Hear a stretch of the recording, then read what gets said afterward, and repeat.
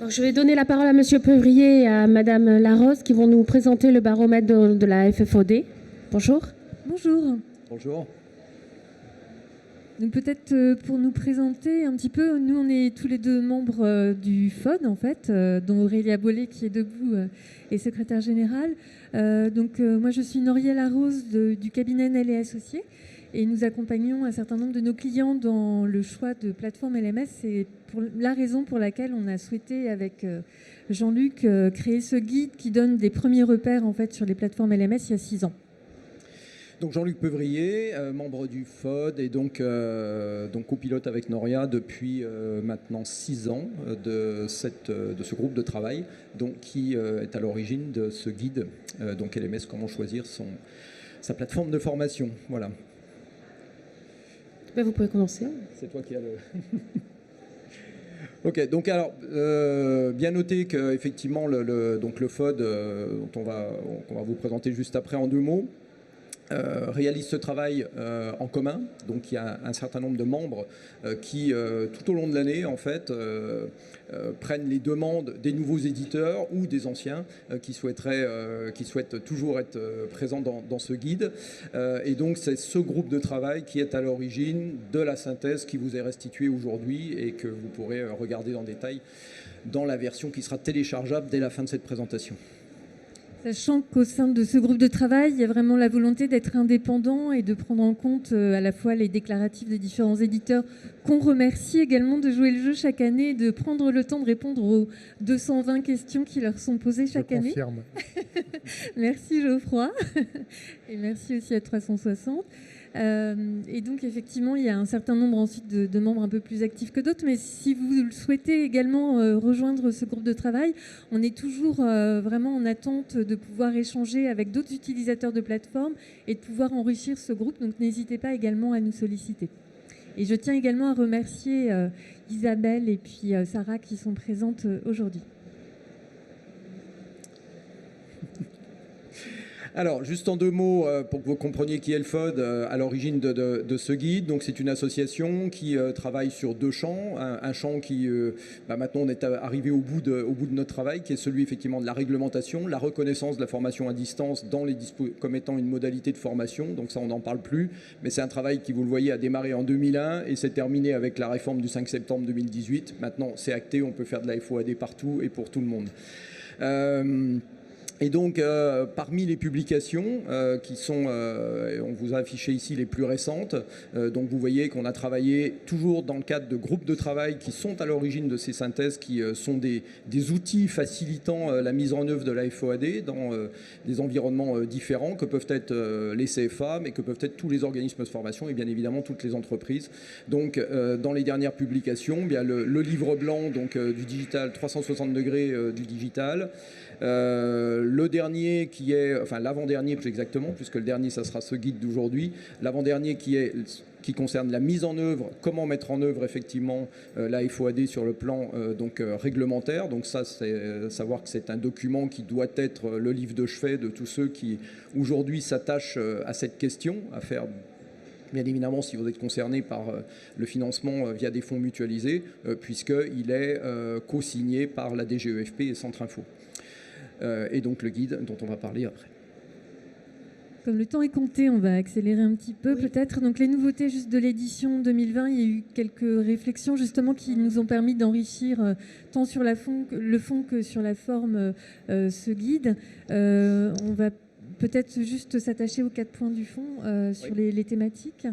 En fait, pour échanger avec un certain nombre de nos clients, grands groupes ou organismes de formation, on a bien noté qu'il y avait vraiment un souhait et des questions sur LCMS ou outils auteurs. Donc cette année, on a ajouté une rubrique sur les outils auteurs. Suite à la formation, il y avait aussi un point, des questionnements sur le fait que, comme la FOAD ou la FEST sont bien considérées comme des actions de formation, il fallait voir un petit peu comment on pouvait attester de la réalisation de ces actions de formation. Donc on a aussi fait un petit focus sur cette thématique.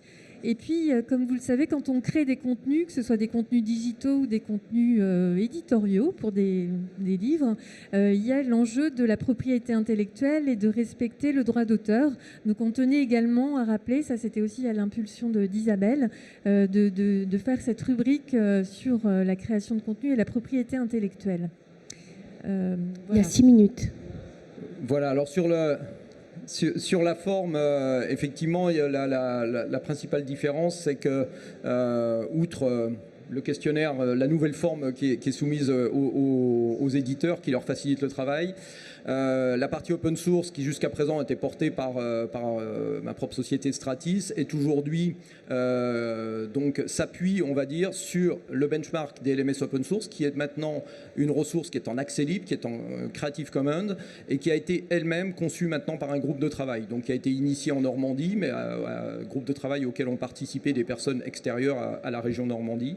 Et ce qui est intéressant, c'est que ce sont vraiment des utilisateurs. On est sur une démarche différente avec un protocole de test, mais ce sont des utilisateurs qui ont construit effectivement ce benchmark-là, auquel vous pouvez vous inscrire, puisque bien évidemment, étant Creative Commons, il est gratuit. Et je vous invite surtout à rejoindre ce groupe de travail si vous êtes intéressé pour participer à on va dire cette approche comparative qui nous aide ensuite, nous, au niveau du FOD, à élaborer la partie open source du guide. Il vous reste 4 minutes. Donc après, là, c'était un petit peu la levée du rideau concernant les éditeurs qui ont été retenus, puisqu'on est sollicité par énormément d'éditeurs. Je ne sais plus, tout à l'heure, un intervenant indiquait qu'il y avait 35 éditeurs au salon, avec chacun une solution de plateforme LMS différente. Voilà, nous, on est très sollicités, donc à chaque fois, on met les éditeurs vraiment à égalité, on leur demande de compléter ce fameux questionnaire dont on parlait tout à l'heure, et ensuite, on se réunit, on analyse attentivement l'ensemble des réponses pour voir s'il y a des incohérences, on questionne éventuellement les éditeurs quand il y a des choses qui nous semblent peu claires. Et ensuite, finalement, on retient à la fois celles qui nous semblent peut-être porteuses d'idées nouvelles. Donc, je sais qu'il y a un challenger là qui est arrivé, qui est tout récent, donc qui est moins comment dire, expérimenté. Donc, le groupe de travail a souhaité le garder dans le guide LMS. Mais sachez que voilà, il y a des solutions qui sont plus ou moins robustes, ou en tout cas anciennes et comment dire, éprouvées. Donc voilà, on vous laissera les découvrir.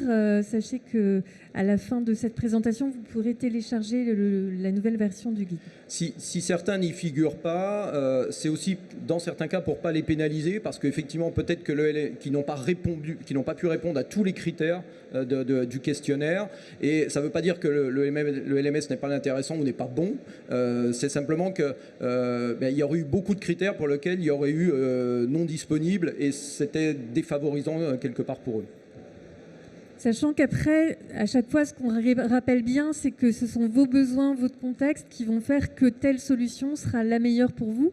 C'est aussi pour ça que pour ceux qui connaissent le guide depuis 6 ans, au départ, on avait un petit radar avec différentes notes par critères. Et finalement, on l'a retiré parce que certains pensaient qu'il fallait prendre la plateforme avec les 6 sur 6 à chaque axe. Et donc, on a préféré en fait vous donner cette vue globale, synthétique, avec quand même une quarantaine ou une cinquantaine de critères. Certains vont être importants pour vous, d'autres moins. Donc c'est vraiment à vous de faire le choix ensuite. Voilà, alors peu de nouveautés du côté open source. Il reste 2 diapos. Peu de nouveautés du côté open source, puisque vous retrouvez les LMS qui étaient déjà présents l'an dernier. Vous pouvez à nouveau remarquer que le nombre n'a pas augmenté alors qu'il a fortement augmenté du côté des éditeurs. Une seule nouveauté, c'est avec une petite particularité, c'est WordPress associé à un plugin, parce que WordPress, vous le connaissez tous, c'est un CMS, mais associé à un plugin qui s'appelle LearnDash, qui propose des fonctionnalités intéressantes sous cette forme-là. Et puis on a mis OpenEDX entre parenthèses, puisque vous ne le trouverez pas à l'instant T OpenEDX dans le guide, simplement parce qu'on n'a pas pu réaliser les comparatifs dans les mêmes conditions que les autres LMS, mais heureusement, nous allons pouvoir remédier à ça, parce qu'avec l'appui de FunMOOC qui va participer, qui va nous aider effectivement à enrichir les critères, à enrichir l'analyse, et donc à pouvoir réintégrer très certainement dans une release dans le cours de l'année OpenEDX dans le guide. On Je souhaitais juste mettre en avant 4 tendances 2020 sur ce marché des plateformes, en indiquant qu'il y avait un grand dynamisme, et ça vous devez le voir au niveau des éditeurs, avec beaucoup de plateformes nouvelles ou qui se développent. Toujours plus d'individualisation, on en a aussi parlé pas mal ce matin pour ceux qui étaient avec moi aux autres tables rondes au cas pratique. Il y avait une vraie envie d'individualiser les parcours de formation. L'IA aussi fait de plus en plus son entrée sous différentes formes. Peut-être que vous en parlerez tout à l'heure, justement. Et puis, la confirmation également du développement de plateformes de niche qui vont être plus spécialisées, en fait, et qui ne vont pas forcément répondre à l'ensemble des besoins de la RH et des directions formation. Voilà, et donc vous pouvez sortir vos smartphones si vous voulez dès maintenant vous inscrire pour pouvoir télécharger effectivement le guide. Alors, soit vous le téléchargez tout de suite, soit vous attendez juste demain matin, parce que bien évidemment, il y a des petites coquilles qui se sont glissées au dernier moment qu'on n'avait pas repérées. Il y aura une release qui sera mise en ligne dès ce soir ou dès demain matin. Bon, c'est des histoires de forme, simplement. L'essentiel sera le même. Merci. Donc, je vais donner la parole maintenant à Nicolas Hernandez qui va faire un focus sur le collaborative learning, nous expliquer ce que c'est. Vous avez le micro, Nicolas. Vous pouvez y aller. Ouais. Hein. Bonjour. Bonjour. Merci. Bonjour. Fondateur de 360 Learning. Donc, hein. Tout à fait. Bonjour à tous. Je suis très content d'être là aujourd'hui. Ça fait 5 ans, depuis 5 ans ça fait 5 ans la dernière fois qu'on était présent ici. Et c'est vrai que c'est impressionnant la manière dont ça a évolué. Donc nous, effectivement, notre ADN est autour du collaborative learning. Je ne sais pas, qui ne connaît pas 360 Learning dans la salle? Okay. Bon, je vais dire très rapidement, mais donc 360 Learning, on est une start-up, on est sur le marché depuis 2014. Aujourd'hui, en France, sur le marché du learning, on estime qu'on capte à peu près 60% du nouveau marché tous les ans. On a fait une levée de fonds de 40 millions de dollars il y a 9 mois. Aujourd'hui, en France, on est dans une logique de leader de marché, c'est-à-dire de deuxième phase, après une phase de disruption, une phase où on est en train de consolider ce marché en offrant une solution standard, en construisant une communauté avec notamment notre équipe de Customer Success qui a certifié l'année dernière 3000 personnes dans la communauté L&D. Donc il y a vraiment une communauté avec maintenant des certifications qui ont de la valeur, des entreprises qui recherchent des experts 360 Learning pour faire tourner leur plateforme. Voilà, on est dans cette phase-là actuellement en France. Et on vit aux États-Unis une histoire toute différente, puisqu'on est à nouveau une start-up au début, dans un endroit où personne ne nous connaît, où on construit notre marque. Et c'est intéressant par rapport à ça, parce que donc là-bas, on est dans un marché donc, qui est encore plus compétitif que le marché français. Et on est très ciblé autour de 2 choses, donc le collaborative learning et les fonctions d'enablement, qui sont donc des fonctions, notamment pour les commerciaux, d'enablement d'une performance opérationnelle. Et donc, on met un énorme accent sur comment la collaboration peut enabler la performance opérationnelle. Alors, pour vous donner quelques exemples, parce qu'on dit ça de manière abstraite comme ça, et alors je peux dire on est le Google Apps du learning, ou ce genre, mais ça va être du concept. Alors, j'aime donner des exemples de comment, à un moment donné, la collaboration vient créer une valeur pour la fonction L&D, la personne qui est là pour enabler, ou pour l'utilisateur final. Alors, je vais prendre juste un exemple, parce que c'est un exemple que j'aime bien, parce qu'il est très clair. Ce qu'on constate, quand quelqu'un achète un catalogue de formation, quand les choses se passent bien, on va se retrouver quelques mois ou quelques trimestres plus tard avec un catalogue de formation qui est énorme. Des experts de l'entreprise, en collaboration avec l'équipe L&D, se sont engagés dans cette aventure et on a des cours qui ont été importés depuis des catalogues externes ou qui ont été créés en interne par des experts.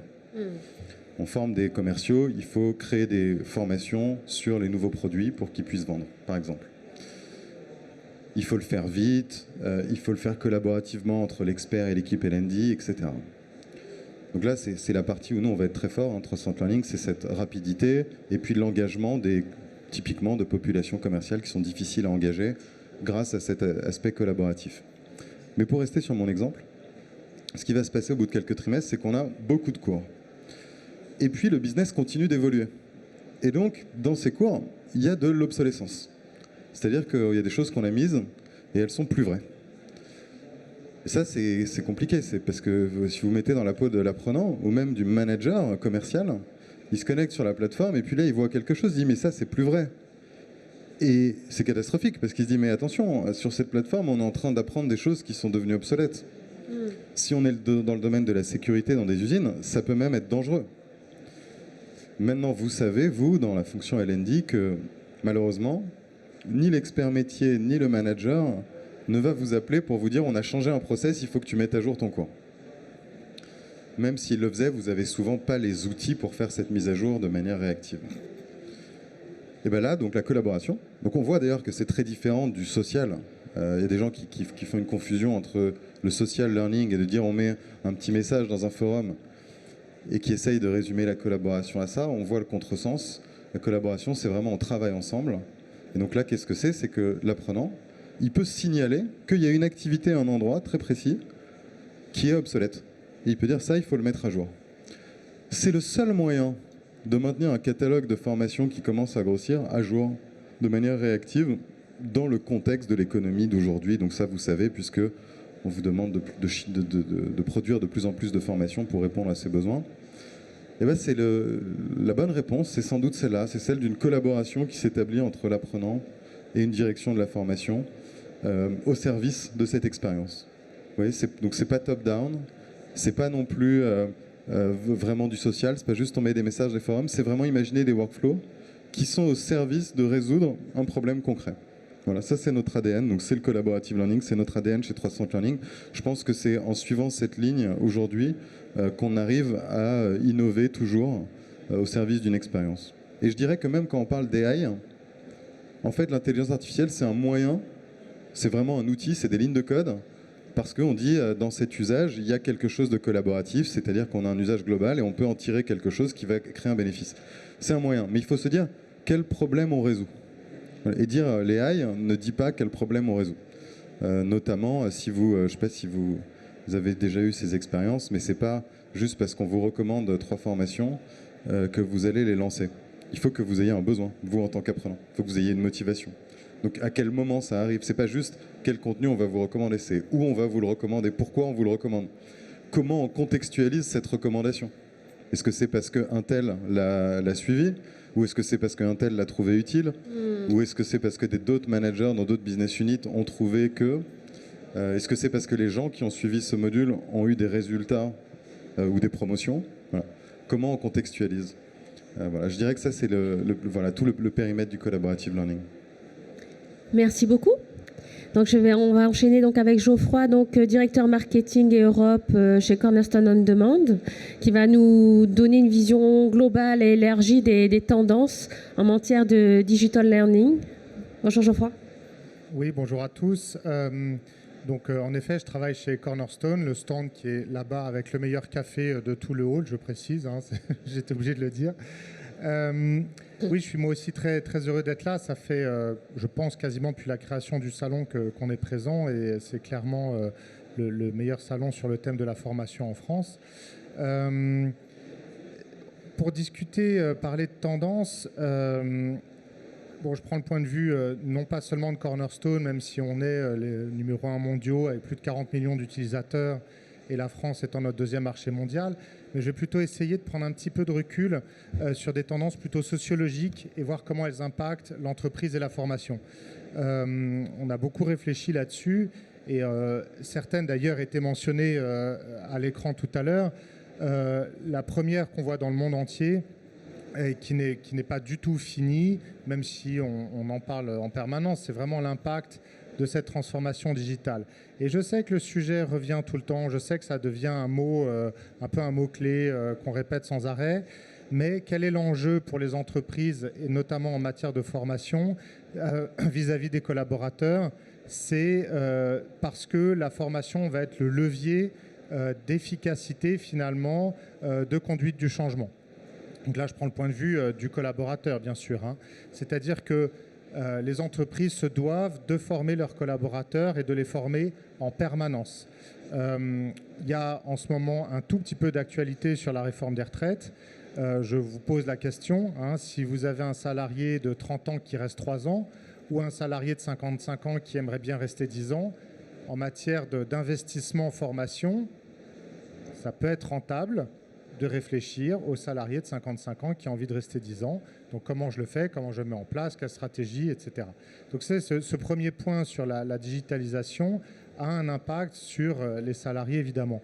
Le deuxième point, c'est cette tendance évoquée à l'écran sur l'individualisation.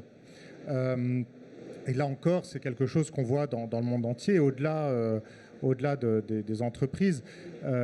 C'est le fait, et là je cite mon fils de 18 ans qui commence ses études, de dire non mais j'ai pas envie de passer ma journée devant un ordinateur.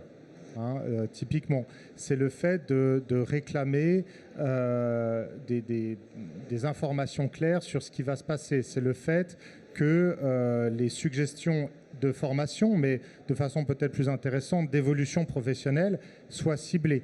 Et effectivement, l'intelligence artificielle va jouer un rôle. Il faut les données pour ça. Comment je choisis les bonnes compétences, ce qui explique d'ailleurs la raison pour laquelle Cornerstone a racheté l'entreprise Clustery, entreprise française, il y a quelques semaines. C'est sur cette stratégie, cette efficacité qu'ils ont dans la gestion des compétences et l'anticipation des compétences à développer. De quoi j'aurai besoin dans 1 an, dans 2 ans? Quelles compétences je dois développer en fonction de ce que me dit la R&D, en fonction de ce que me dit la direction générale de l'entreprise. Donc cet élément-là va jouer parce qu'il faut non seulement que j'ai une vision globale de l'entreprise, mais en miroir une vision individuelle pour chacun des collaborateurs. Et l'un ne va pas sans l'autre. C'est pour ça que souvent, il y a les mots, là encore, un peu les deux faces de la même pièce, le côté gestion, management, talent management, et le côté expérience, talent experience, qui est un mot qui se développe beaucoup en ce moment. Parce qu'on va essayer de finalement se faire rejoindre ces deux aspects, le point de vue de l'entreprise, point de vue global, stratégie globale, et le point de vue individuel d'un collaborateur en particulier.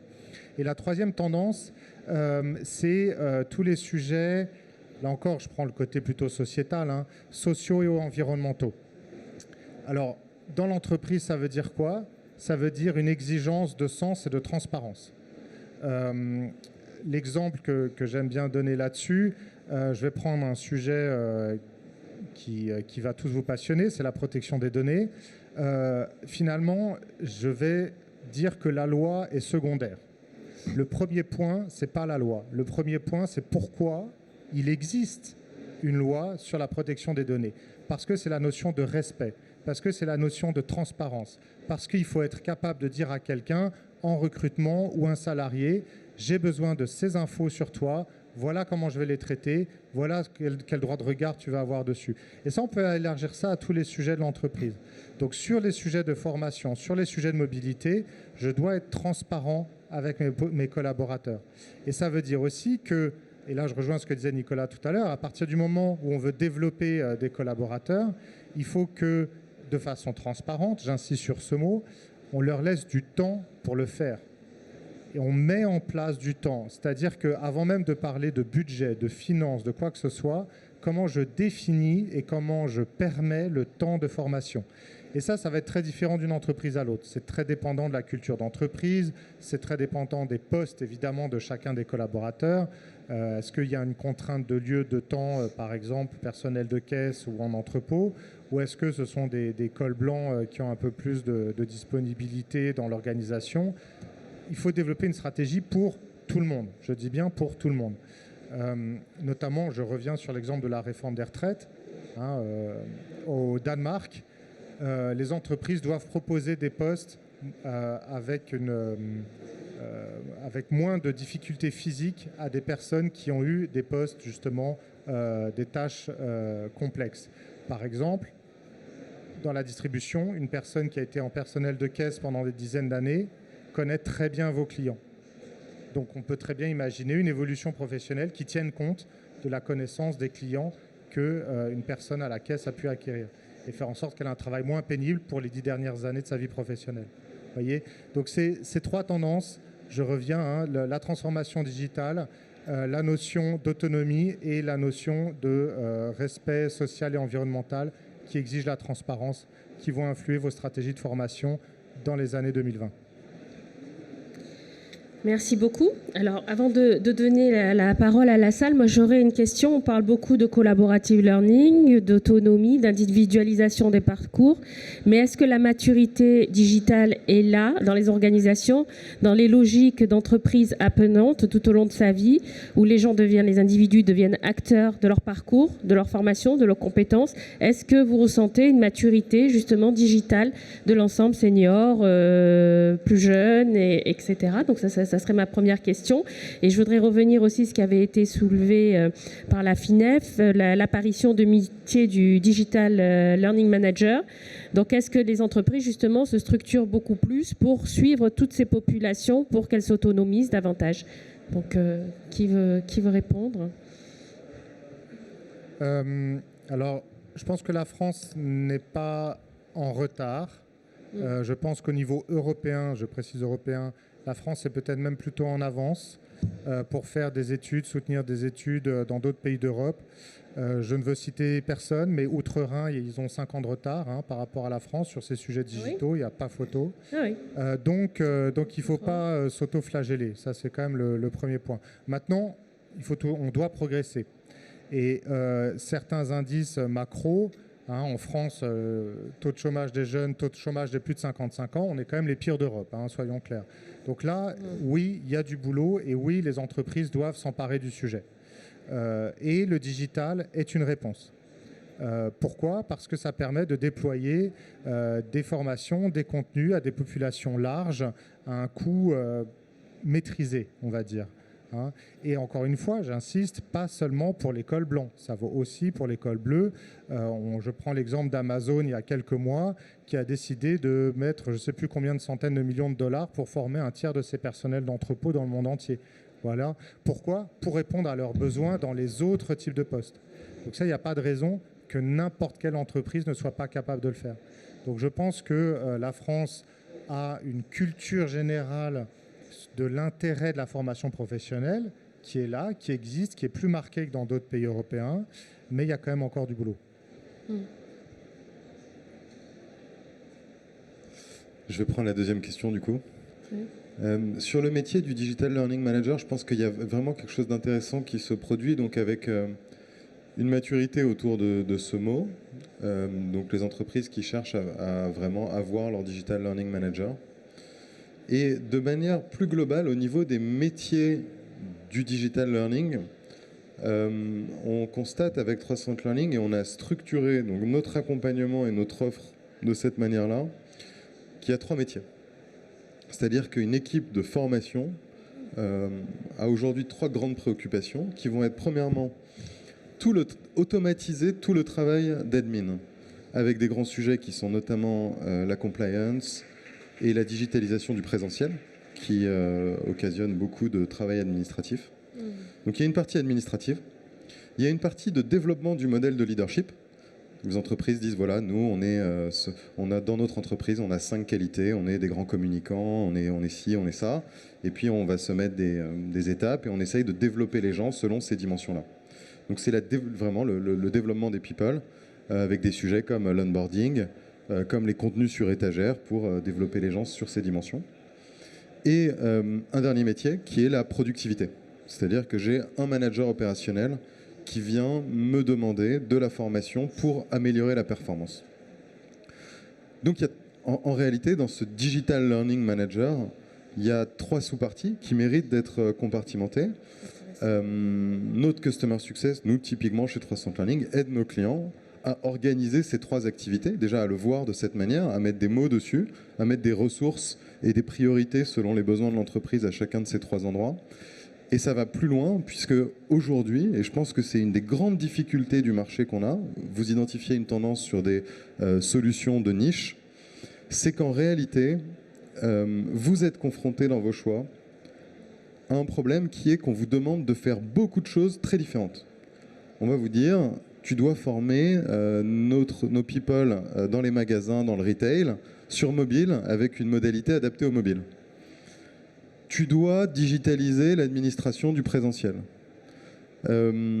Tu dois avoir un catalogue de cours sur étagère pour former sur le modèle de leadership. Tu dois me raccourcir le time to productivity de l'onboarding. Et sur chacun de ces besoins, vous allez avoir des solutions de niche qui vont vous apporter des réponses. Mais vous ne pouvez pas acheter 10 solutions. Vous n'allez pas manager 10 prestataires pour répondre aux missions que vous confie votre patron ou qu'exigent les responsables opérationnels.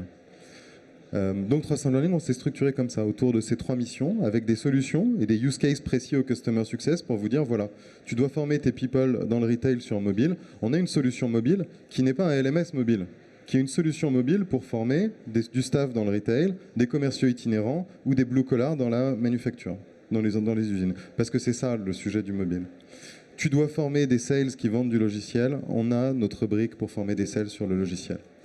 Tu es une grande entreprise qui a acheté un gros LMS sur lequel tu as digitalisé ton présentiel avec Cornerstone. On sait s'intégrer et t'aider à traiter le sujet de la productivité et à traiter les autres sujets qui aujourd'hui ne sont pas couverts et qui doivent l'être avec une bonne intégration. Voilà. Je pense que ça, c'est ces thématiques-là, ce métier du Digital Learning Manager avec ces 3 missions et la manière de répondre à ces 3 missions avec des solutions différentes, qui ont des objectifs différents. La manière pour vous de ne pas gérer 10 prestataires, mais d'arriver à gérer tous ces projets-là avec un seul ou peut-être parfois 2 prestataires, ça, c'est votre sujet c'est le sujet qu'on va voir se développer dans les 2 ou 3 prochaines années. Merci. Donc en fait aussi une importance de faire beaucoup d'ingénierie de formation. Est-ce qu'il y aurait des questions dans la salle? Oui, madame.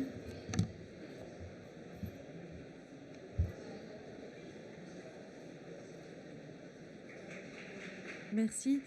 Je voulais savoir si vous voyez le marché, les solutions évoluer plus près des besoins des PME et pourquoi pas des TPE, ou si les solutions digitales, ça reste aujourd'hui une prérogative de très grandes entreprises. Quel est votre objectif ? Moi, je fais partie d'un OF qui travaille avec des petites entreprises et des assos, et c'est extrêmement difficile de monter à un coût amortissable des solutions en blended ou en e-learning complet qui tiennent dans leur budget. D'accord, donc on a moins de 100 apprenants sur la majorité des dispositifs. Votre question, c'est comment packager du blended pour avoir une offre ? Ma question, c'est qu'est-ce que vous offrez aujourd'hui ? Parce que j'ai essayé des solutions, y compris la vôtre, et que c'est compliqué en fait. Je vous pose la question, parce que si la question, elle est sur le business model... Oui, c'est...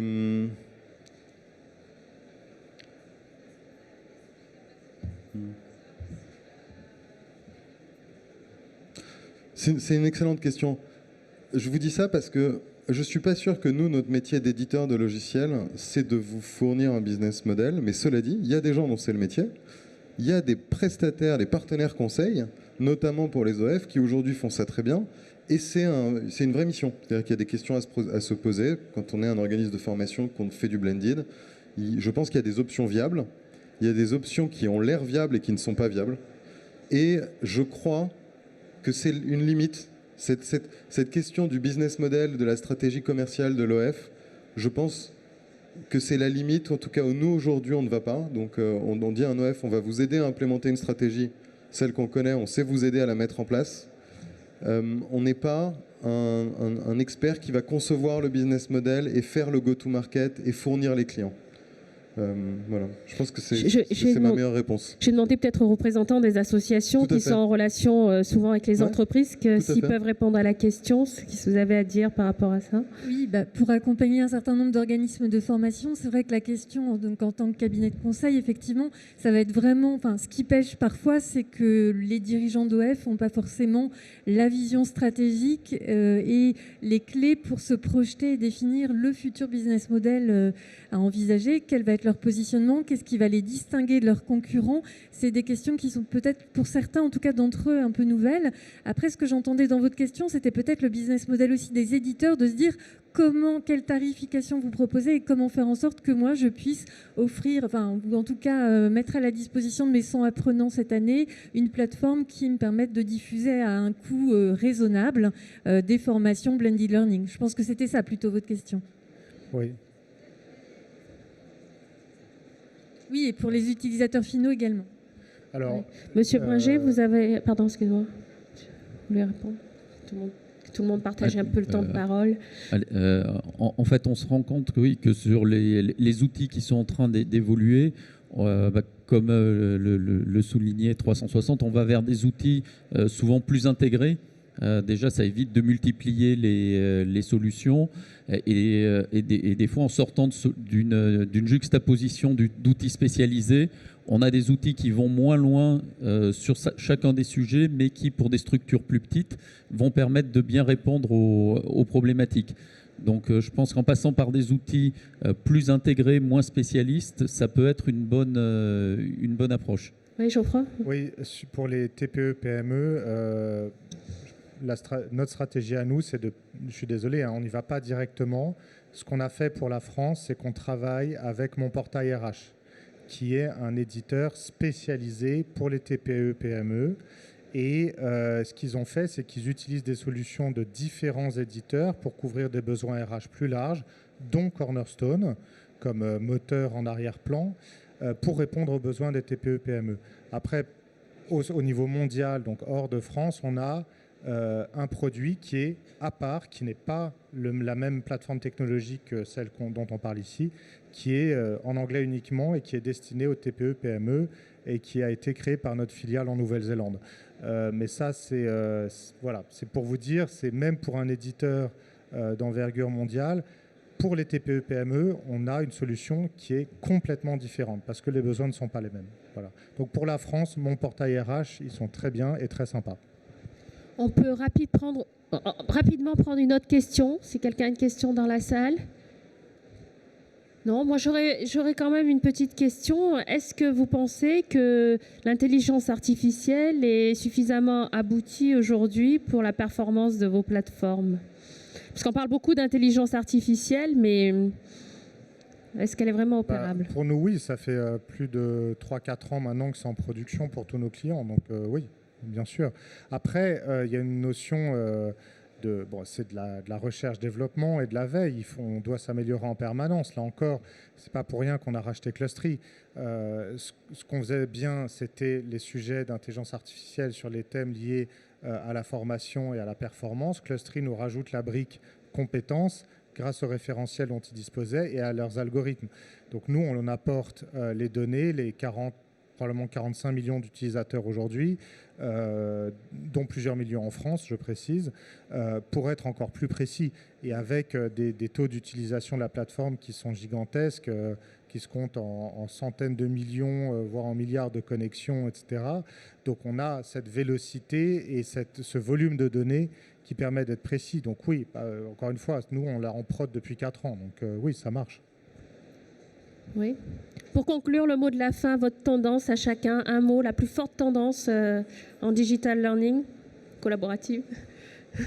Moi je pense que la collaboration, c'est la plus forte tendance aujourd'hui, de manière générale, dans le monde du software et dans le monde de la formation en particulier. D'accord, vous pouvez passer le micro. Je rebondirai sur collaboration, dans le sens co-construction. Oui, aujourd'hui, on est beaucoup effectivement sur non seulement la co-construction des dispositifs, mais également dans les choix d'outils. Et on voit bien l'implication de tous les acteurs aujourd'hui, notamment dans les organismes de formation, leur implication dans la construction des dispositifs. D'accord. Donc, collaboration dans ce sens-là. Merci. Nouria ? C'est toujours compliqué parce que les tendances, il y en a beaucoup. Et une seule. Pour vous, la plus marquante ? C'est le fait de vraiment varier les modalités de formation et ça va être ça un petit peu le nœud. On va intégrer du social avec la collaboration, mais également des variétés de médias, d'approches pédagogiques. Enfin, c'est ça qui va aussi être l'enjeu pour tous les ingénieurs de formation dont vous parliez tout à l'heure. Merci. Alors moi, je vais essayer d'aller sur une tendance qu'on ne vous a pas montrée sur le baromètre qui est un peu plus macro. Quand on regarde nos membres à la FINEF, on avait des membres qui étaient éducation, des membres qui étaient formation professionnelle. Et là, on se rend compte en fait que ça devient très fluide parce que comme le marché de l'emploi se tend, on a besoin d'aller chercher des collaborateurs, de les former sur des fondamentaux. Et là, les gens de la Forma Pro viennent chercher du contenu sur la formation initiale. Et on se rend compte que cette frontière est en train de complètement s'atténuer parce que justement, il va falloir faire un meilleur onboarding et ces difficultés à aller chercher des fois de nouveaux collaborateurs, ça va jouer sur les compétences douces. Et on a ce côté individualisation du parcours de l'apprenant fait que cette cassure qu'on avait entre la Forma Pro initiale est en train de s'atténuer. Merci. Et Geoffroy, parmi les 3 tendances, laquelle tu retiens? Pour moi, c'est l'autonomisation, qui n'est pas du tout contradictoire d'ailleurs avec le collaboratif. Autonomisation qu'on voit même dans la loi en France, puisque c'est un des éléments de la réforme de la formation. J'en profite pour faire un petit coup de pub. On a fait un MOOC sur la réforme de la formation avec nos amis du MagRH qui ont un stand par là-bas. Donc vous allez sur magrh.fr, il y a le lien MOOC à droite. C'est un très très très bon contenu fait par une agence qui s'appelle À Savoir Égal. Elles ont fait du très bon boulot. Donc allez-y et formez-vous sur la réforme de la formation et venez prendre un café. Merci. Merci à tous. Et pour toute information sur l'innovation et tendance RH, il y a quand même geospheric.fr. Merci. Au revoir.